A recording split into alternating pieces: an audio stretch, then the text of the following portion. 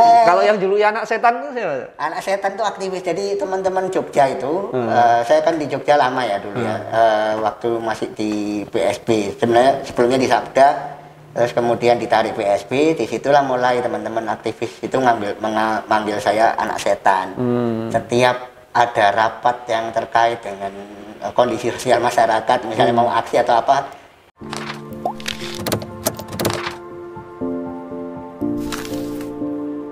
Halo teman-teman, ketemu lagi dengan saya di channel Joni Yulianto, dan hari ini kita akan ngobrol dengan salah seorang sahabat saya yang sengaja saya impor dari Jakarta untuk mengenal lebih jauh tentang beliau.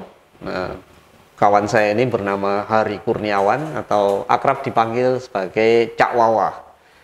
Dan banyak hal yang kita ingin perbincangkan untuk mengenal lebih jauh siapa Cak Wawa dengan berbagai aktivitas dan latar belakangnya yang semoga bisa memberikan inspirasi buat kita yang ingin atau sedang berusaha untuk menjadi bagian dari penggerak perubahan sosial. Halo Cak, gimana kabar Cak? Halo, baik-baik saja alhamdulillah Mas Joni.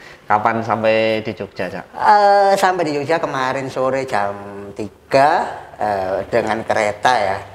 Dan memang agak was-was kemarin mau ke Jogja karena ini kan masih PPKM level 4 ya. Wah iya, Jogja ini masih lumayan ini, RT juga masih banyak disatroni oleh petugas COVID-19, Cak. Iya, saya juga senang diundang Mas Joni ke sini karena saya sudah bosan di Jakarta sebagai tahanan kota.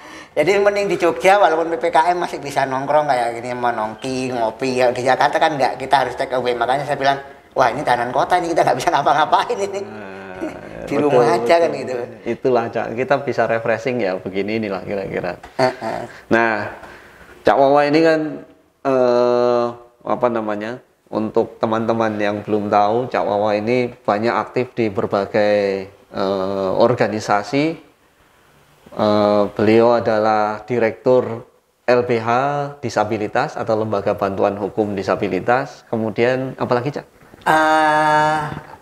Jadi relawan divisi advokasi dari Laskar Hijau. Kemudian di Kader Hijau Muhammadiyah sebagai penasehat. Dan juga di terakhir itu saya sebagai selain anggota Tekad Garuda, dari Tekad Garuda itu kumpulan advokat publik yang konsen terhadap persoalan lingkungan. Jadi singkatannya Tim Kerja Advokasi Gerakan Rakyat untuk Daulat Agraria. Terus di Serikat Buruh sudah tadi ya, udah itu beberapa kegiatan selain sehari-hari saya juga sebagai disability expert konsultan di World Bank. Wow, luar biasa ini, banyak sekali kesibukannya.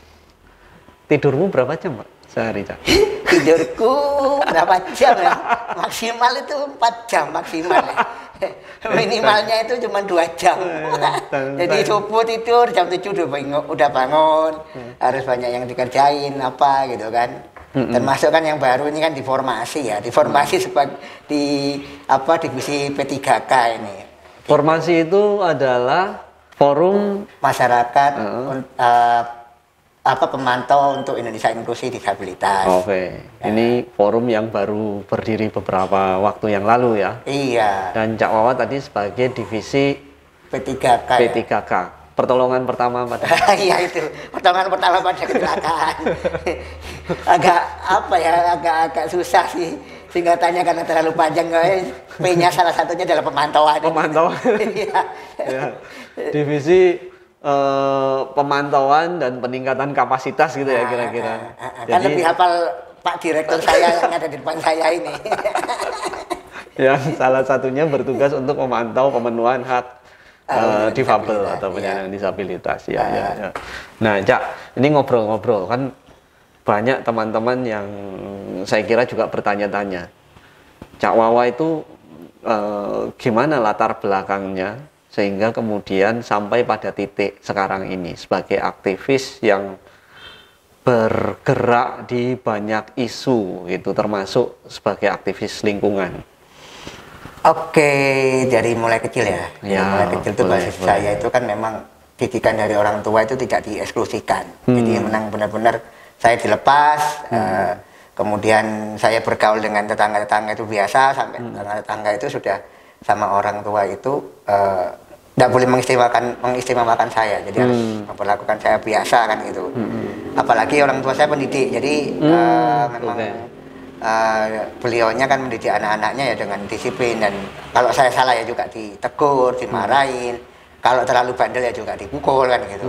Nah, malum orang-orang tua zaman-zaman dulu kan memang sukanya mukul ya kalau ke anak-anak gitu, karena masih belum ada undang-undang pelindungan anak. Iya. Jadi seenaknya aja kan gitu. Kalau sekarang kan nanti bisa-bisa anaknya yang ini laporan. Terus kemudian jadi hobi-hobi saya yang naik gunung ini yang kemudian menginspirasi saya. Oh, hobi naik gunung, Cak? Iya, hobi naik gunung. Dari kapan itu? Dari zaman SMP udah hobi naik gunung. Oh, oke. SMP Kasika udah hobi naik gunung. Terus kemudian ini bahkan rencananya besok kalau seandainya kemarin PPKM udah selesai, tanggal 16 besok mau naik Gunung Arjuna rencananya. Oh, oke. Jadi tanggal 17 itu saya ingin merayakan hari ulang tahun kemerdekaan itu dengan kawan-kawan difabel di Malang Raya. Jadi kita bikin upacara di sana sambil membuktikan bahwa kawan-kawan difabel juga punya kemampuan untuk naik gunung kan. Oh, oke. Itu. Cuman karena PPKM dan Ya. pendaftarannya online dan masih ditutup, jadi kayaknya kita tunda dulu deh keinginan itu kan gitu. Iya. Itu sehingga kemudian berdirinya Laskar Hijau di tahun 2005 itu membuat saya tertarik. Waktu itu saya masih 2005, cuman waktu itu saya belum pulang ke Lumajang, jadi masih aktif di beberapa relawan, jadi relawan kebencanaan waktu itu di banjir bandang Jember waktu itu. Terus kemudian saya harus lari ke mana, ke Jogja, jadi relawan kebencanaan di Jogja. Dan waktu itu udah dengan nama Laskar Hijau, tapi waktu namanya bukan Laskar Hijau, Maulid Hijau waktu itu. Jadi Maulid Hijau itu sekelompok pegiat lingkungan yang ada di Lumajang. Kemudian mereka melakukan konservasi di Gunung Lemongan yang saat itu pasca Gus Dur turun, Gunung Lemongan itu jadi gundul. Jadi banyak penjarahan di mana-mana sehingga ancaman banjir juga dan longsor itu juga membahayakan. Dan kemudian terakhir itu karena Gunung Lemongan ini kan gunung yang unik, dia punya 13 Mars. Mars itu kayak cekungan. Nah, cekungan itu yang orang bilang kalau bahasa Jawanya ranu. Nah, ada yang ngomong telaga, ada yang ngomong ranu, ada yang ngomong dano. Nah, cuman kalau bedanya sama dano, mereka tidak tergantung air hujan. Nah, kalau Mars itu tergantung air hujan. Dari situ kemudian karena Gunung Lamongan adalah gunung pertama kali tempat saya menginjakkan kaki untuk menaiki gunung HA. Jadi saya tertarik untuk bergabung dengan teman-teman Laskar Hijau. Itu, dan di Laskar Hijau kemudian ditunjuk sebagai relawan divisi advokasi. Jadi nggak ada kepengurusan di Laskar Hijau. Yang ada relawan-relawan semua ya. Gitu. Ya, nah kembali ke tadi Cak, masa kecil tadi ya, yang oleh orang tua ternyata juga diperlakukan sama gitu. Kira-kira nilai apa sih yang sebenarnya dianut oleh orang tua Cak Wawa sehingga kemudian sebagai anak yang difabel? Sorry, difabelnya Cak Wawa itu apa? Mungkin masyarakat banyak yang nggak tahu ini difabelnya apa, ini disebut apa ini? Sebenarnya aku juga bingung ya disebut apa, karena waktu sempat nanya ke dokter katanya memang CP ya, CP cuman cerebral palsy. Ketika lihat situasi saya lahir dulu itu kaki dempet kanan kiri, sehingga di umur 0 sampai 7 bulan itu saya belum menginjakkan rumah sama sekali. Kalau teman-teman sudah di rumah menikmati keluarga, saya justru harus di rumah sakit, dipisahkan kaki saya, dioperasi. Sampai 7 bulan kemudian saya pulang. Dari 7 bulan pulang itu kondisi sebenarnya hasil operasi yang kaki kiri dan kaki kanan sudah sama. Tapi karena susternya bingung nih anak kok nangis terus, akhirnya kaki kiri saya dicopot yang ini, padahal belum sempurna ya ininya ya, pembentukan tulangnya waktu itu hasil operasinya. Jadi balik lagi akhirnya. Kan gitu. Terus tangan kanan itu kalau bahasa kerennya itu club hand deformity katanya gitu. Jadi ada kelainan di pergelangan tangan kanan. Kemudian leher itu miring ke kanan. Saya juga lupa itu namanya, agak susah sekali karena pakai bahasa asing dan saya kan nggak Jawani dong, saya kan biasa makannya kan undi-undi, jadi nggak tahu lah apa itu. Pokoknya itu intinya kan. Itu terus ya udah waktu itu sempat ada pertanyaan dari saya ke orang tua, kenapa saya tidak memakai alat bantu. Waktu itu memang ada. Umur berapa itu tanya gitu, Cak? Kelas 3 SD. Kelas 3 SD. Karena saya lihat di atas lemari itu ada bris waktu itu. Ini brisnya siapa?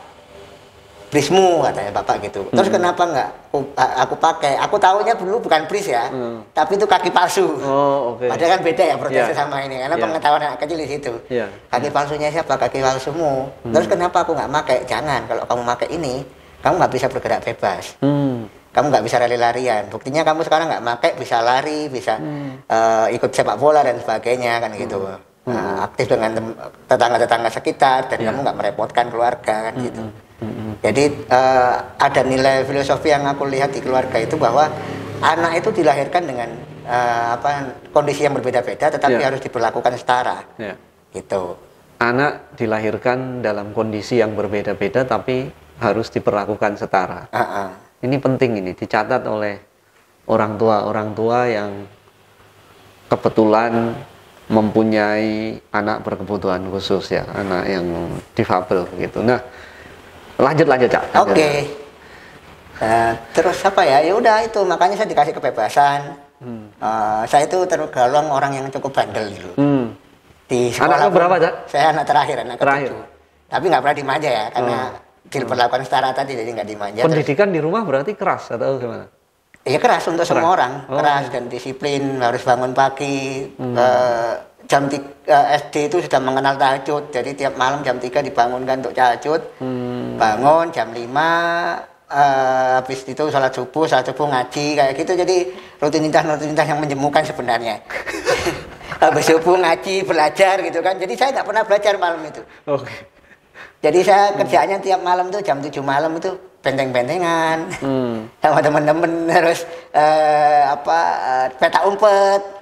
Ada petak umpetnya curang, kalau ada yang jadi saya ngumpetnya nggak di sekitar rumah tapi di makam agak jauh, jadi mereka nyari itu kejauhan, jadi udah bersembunyi di situ karena makamnya agak cukup angker ya kata orang-orang, jadi banyak yang nggak berani kalau nyari saya di situ. Itu udah kayak gitu, memang dari kecil memang cukup bandel, terus ya main-main ya berkelahi itu hampir tiap hari sama orang itu, cuman ya habis berkelahi pulang bukannya malah dimarahin sama orang tua. Bukan dibelain ya? Bukan dibelain, malah dimarahin sama orang tua karena saya selalu menang. Jadi dulu kuku saya itu panjang, jadi tangan saya ini saya fungsikan untuk mencengkeram musuh saya. Kalau tangan kanan saya sudah mencengkeram orang, dia nggak akan bisa lepas waktu itu. Jadi kayak sapeteng gitu kan, tangan kanan. Ngunci ini gitu udah ya? Bisa ngunci gitu. Langsung saya cakar itu mukanya dengan kuku panjang saya. Besoknya orang tuanya datang ke rumah protes. Anakku jadi luka semua wajahnya. Dan bela diri juga ya, Cak ya? Iya, ikut bela diri juga. Waktu SMP kelas 3 saya ikut bela diri tapak suci waktu itu. Tapak suci. Dengan teman-teman, dan sampai hari ini pun masih aktif di tapak suci. Kebetulan saya sebagai kader muda di tapak suci. Gitu. Nah, tapi kan kemudian Cak Wawa sebagai anak kecil yang bandel, kemudian juga tidak pernah bersekolah di sekolah luar biasa ya, Cak ya? Selalu di sekolah umum, nggak dikenalkan dengan alat bantu gitu. Kemudian banyak aktif di kegiatan-kegiatan lingkungan, kemudian di Muhammadiyah, segala itu gimana ceritanya? Ya itu ya, tadi karena orang tua memberikan kebebasan saya untuk melakukan sesuatu, sehingga dia tidak pernah mengekang lah. Kamu mau ngelakuin apa silakan, yang penting itu bermanfaat bagi orang lain kan gitu. Intinya hidup itu kan harus bermanfaat bagi orang lain ya. Nah terus memang saya dulu didorong untuk jadi penulis sebenarnya. Ini dari kecil itu sudah suruh membaca, jadi sehari itu saya harus menyelesaikan 2 buku, 3 buku harus saya baca. Dan intinya sebenarnya dulu penulis fiksi ya, kayak novel kayak ini, jadi saya suruh baca. Makanya dari TK itu saya sudah baca puisi sebelum TK malahan. Jadi saya diajakin orang-orang teater, tua-tua teater di Lumajang itu untuk baca puisi, dilatih membaca puisi, dilatih drama, gitu. Jadi punya skill ke sana gitu. Memang benar-benar dipersiapkan sama orang tua. Karena orang tua tahu bahwa kalau saya pernah nanya ke ibu, kenapa ibu lebih percaya saya daripada kakak keenam? Karena ibu tahu dan dari kecil dan yakin anaknya akan maju, gitu. Dibanding kakak yang keenam. Jadi selama kuliah pun saya ditinggal sama ibu. Maksudnya nggak ada ibu itu baru datang ke tempat kos saya ketika saya wisuda. Jadi mulai saya pendaftaran itu saya dibiarkan, saya daftar sendiri, nggak ada yang ngawal. Jadi kalau saya lihat, ih enak ya teman-teman ditemani orang tuanya, ditemani saudaranya, saya datang sendiri, daftar di kuliahan, kemudian nyari kosan sendiri, nggak ada yang ngawal sampai kemudian saya lulus. Jadi memang dimandirikan betul ya? Iya. Percaya untuk bisa ini melalui semuanya sendiri. Lahir di Lumajang, SD, SMP, Lumajang, SMA, sampai SMA. Dan itu sekolah favorit semua. Sekolah favorit semua. Kuliah di Brawijaya. Di SD itu saya sempat jadi ketua geng.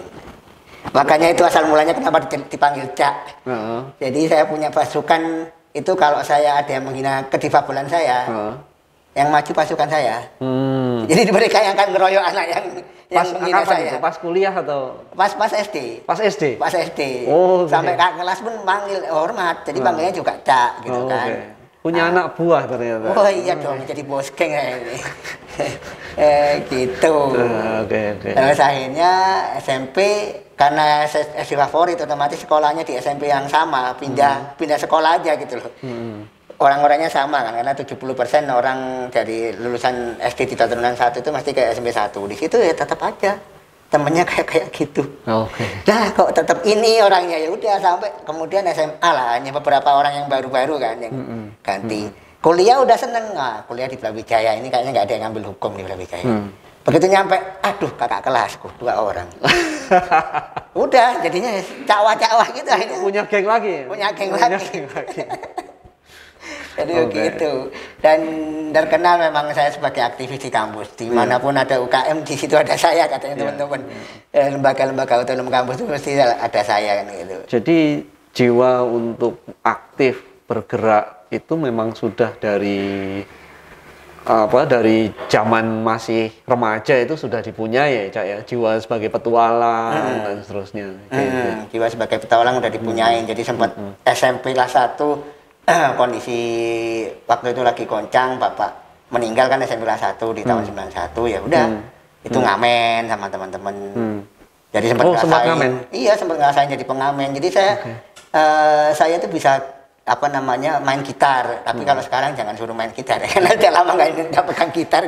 Grip-gripnya sih masih ingat, cuman udah nggak lancar-lancar banget gitu. Dulu sempat bikin band juga sama teman-teman. Nah, terus ya udah habis itu ngamen, terus hidup di jalanan. Makanya sempat ada yang julukin kamu tuh Peterson katanya, anak asuhan rembulan. Kalau yang juluki anak setan itu siapa? Anak setan tuh aktivis. Jadi teman-teman Jogja itu, saya kan di Jogja lama ya dulu ya, waktu masih di PSB. Sebenarnya sebelumnya di Sabda, terus kemudian ditarik PSB. Disitulah mulai teman-teman aktivis itu manggil saya anak setan. Setiap ada rapat yang terkait dengan kondisi sosial masyarakat, misalnya mau aksi atau apa, nggak ada yang ngasih tahu, tapi saya tiba-tiba muncul. Jadi saya dianggap anak setan kayak Jai Langkung itu, datang nggak diundang, pulang nggak diantar. Sampai hari ini pun masih ngental, bahkan teman-teman Laskar Hijau pun manggil saya anak setan. Jadi saya kata orang ini penghinaan, anak setan ini bayi bajang. Enggak, memang julukannya teman-teman karena ngelihat kegesitan saya dimanapun ada, di mana namanya di Bantul, di Parangtritis ada, kemudian sampai di Gunung Kidul juga muncul gitu. Itu yang bikin teman-teman ini anak setan ini kan. Makanya kadang-kadang saya kan sering kelakarnya gini, ya memang saya bukan orang Indonesia sebenarnya. Saya kan pasti banyak kadang bercandanya teman-teman ya. Maaf ya, ini bukan mendiskreditkan teman-teman difabel ya, tapi memang kadang-kadang bercandanya teman-teman gitu. Mbok makan pakai tangan kiri, mbok makan pakai tangan kanan. Kok pakai tangan kiri? Sorry, saya nggak biasa hidup di Indonesia. Saya hidupnya di Eropa. Kalau enggak, saya kadang jadi saya separuh alien, separuh manusia. Pesawat saya itu saya perbaiki lagi di Gunung Semeru. Jadi nanti kalau pesawat saya selesai, saya minggat dari Indonesia. Kayak gitu. Saya dari planet Mars sebenarnya, saya bilang gitu. Jadi bercandanya gitu lah sama teman-teman. Ya, Gitu. ya. Jadi dalam konteks bercandaan sebetulnya kita sudah sampai pada level menertawakan diri kita sendiri gitu ya, Cak ya. Iya, menertawakan diri kita sendiri, tapi bukan orang lain yang menertawakan kita. Kita menertawakan diri sendiri agar oh iya berarti ini anak enak diajak gaul kan gitu. Iya. Makanya kata teman-teman enak kalau gaul sama kamu, bercandaan itu nggak pernah marah kecuali kalau udah keterlaluan banget katanya. Itu teman-teman. Oke, ini kalau saya ngobrol dengan teman-teman difabel kebanyakan, itu kan banyak hal yang momentum yang boleh dibilang sebagai situasi yang sulit gitu ya, situasi yang paling sulit, yang tidak mengenakkan gitu, dan kebanyakan selalu bicara bahwa banyak hal-hal yang nggak menyenangkan, hal-hal yang sulit. Nah, kalau buat Cak Wawa sendiri, situasi yang nggak mengenakkan sebagai seorang difabel apa itu? Yang pengalaman menimpa langsung ya, diskriminasi ke saya sendiri ya. Jadi selama hidup itu saya tidak pernah merasa terdiskriminasi dalam tanda kutip waktu itu. Saya baru sadar bahwa saya difabel itu SMP. Sebelumnya sadar difabel pada SMP. saat SMP. Kenapa itu? Kok beda ya perlakuannya, nggak boleh lari, nggak boleh ini kan gitu. Tapi saya berhasil membuktikan ketika EPTA praktek, saya berhasil lari dan meraih juara ketiga waktu EPTA praktek itu. Kaget juga guru-guru ini, orang nggak pernah lari tapi bisa juara ketiga. Padahal saya tiap pagi itu latihan, jadi latihan keliling alun-alun itu lari 3 kali putaran kayak gitu. Nah, kebetulan itu kemudian saya coba memperjuangkan nasib teman-teman di waktu itu di tahun 2000. Saya aktif di pergerakan sosialis dan satu organisasi sama ketua Komnas HAM saat ini. Jadi Bang Ahmad Taufan Damani itu dia sebagai ketua komite pusatnya, saya ketua komite Kabupaten Jember waktu itu. Tapi sebelum menjadi ketua komite Kabupaten Jember ya, saya aktif di Serikat Pemudanya. Jadi, nah di situ saya mulai berpikir ini hak apa sebenarnya yang harus diperjuangkan oleh untuk teman-teman difabel waktu itu. Saya memperjuangkan hak atas pekerjaan. Karena jadi ini momentum Cak Wawa mulai aktif di isu difabel ya? Iya. Sebenarnya belum sih, bukan momentumnya. Awal-awalnya bukan di situ. Flashback lagi di kampus. Waktu kuliah, saya lihat teman saya pakai krek, kasihan ya kalau harus kuliah di lantai 2, lantai 3. Jadi saya nggak lihat diri saya yang difabel karena saya masih bisa menjangkau, padahal harusnya lebih parah saya, dia cuma polio. Saya ngeliat orang lain lebih parah gitu kan. Jadi ngeliat karena ada alat bantunya itu kelihatan parah, padahal lebih parah saya kalau dilihat kondisinya. Akhirnya dari situ saya coba memperjuangkan berapa kali ketemu rektor, berapa kali ketemu dekan untuk jadi kampus inklusif waktu itu. Itu perjuangan pertama kali saya. Jadi tahun berapa itu? Itu tahun 98 udah mulai, karena tahun 98 udah mulai terkenal bandelnya di kampus. Sering gebrak-gebrakan meja sama rektor. Pokoknya nggak sesuai aturan rektor, nggak sesuai, saya datangi. Gebrak-gebrakan meja dia ini, bahkan saya nggak mau ketemu rektor pakai sepatu, pakai sendal kayak gitu. Nah, itu dari situ 98 mulai setelah reformasi lah ya. Terus akhirnya saya menggalang kekuatan dengan ada satu dekan namanya Pak Hari dulu, dekan ekonomi, dia juga difabel. Saya sempat ngobrol dengan Pak Hari dan akhirnya kita nyoba beraudiensi dengan rektorat dan mental lah pada saat itu. Jadi mereka masih menganggap difabel ini kan kelas yang kesekian di Brawijaya waktu itu, jadi belum ada PSLT. Dari situ kemudian mulai memikirkan yang lain, ini di pendidikan aja kayak gini, bagaimana ke pekerjaan. Sebenarnya itu titik tolaknya. Di pekerjaan pasti mereka akan susah carinya. Nah itu yang ini aja yang kuliah belum tentu dapat pekerjaan yang bagus, apalagi anak-anak di luar itu kan gitu. Nah benar akhirnya saya memperjuangkan salah satu programnya di PS itu pergerakan sosialis adalah hak atas pekerjaan dengan difabel. Nah di tahun 2003 baru saya mengalami diskriminasi beneran. Jadi saya ngelamar, dari ratusan lamaran dipanggil beberapa lamaran dan intinya ketika wawancara mereka kaget. Kaget melihat saya difabel dan jawabannya yang nggak mengenakan. Waktu itu ada dua bank, mereka bilang tidak butuh karyawan difabel pada saat itu. Pakai kata apa? Difabel. Ada yang pakai kata tidak membutuhkan karyawan yang seperti bapak. Seperti bapak. Seperti bapak gitu. Terus mereka bilang seperti itu. Saya sempat debat. saya bisa bertaruh kok dengan karyawan yang ibu yang ada di dalam. Siapa nanti yang bisa dapat nasabah banyak? Mereka atau saya? Saya ngelamar sama teman saya waktu itu. Yang diterima teman saya, jadi sama-sama dipanggil wawancara, yang diterima teman saya dan perusahaan apa ini? Bank. Oh, bank. Oke, bank. Waktu itu.